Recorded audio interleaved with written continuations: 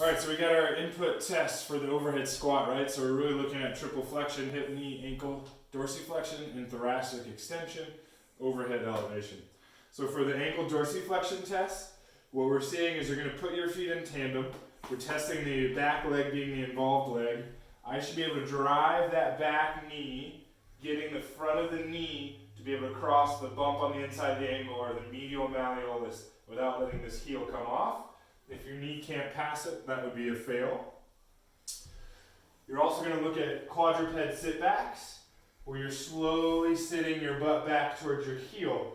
And this is testing knee flexion range, which is going to be more limited in older population and post-operative population. It's also testing hip flexion range. So as I wind up that hip flexion, I'll eventually lack that range and I'll start rounding from my lumbar spine. And what you'll see are shifts. So instead of sitting back neutrally, they'll shift off the restricted knee or hip and shift towards the more mobile side. Then we were looking at thoracic extension. So you're going to lean against the wall. The idea here is I should be able to get my low back, mid back, flush with the wall, and also be able to get my head to touch the wall.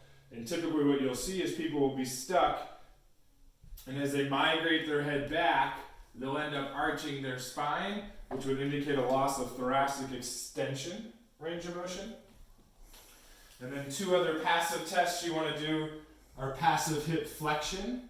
Where here I'm winding that knee up towards my chest. I should be able to get the knee 3 or 4 fingers from my chest without going into abduction, without going into flexion, and I should do it without any sort of pinch. Likewise for the shoulder, I should be able to get that arm to come all the way up over the head without starting to arch your back, going into abduction. Often what you'll see is people will start to flex their elbow because they lack length of the tissues, or if they lack mobility of the shoulder, is they'll end up arching their back off the ground to get their arm to come all the way up over your head.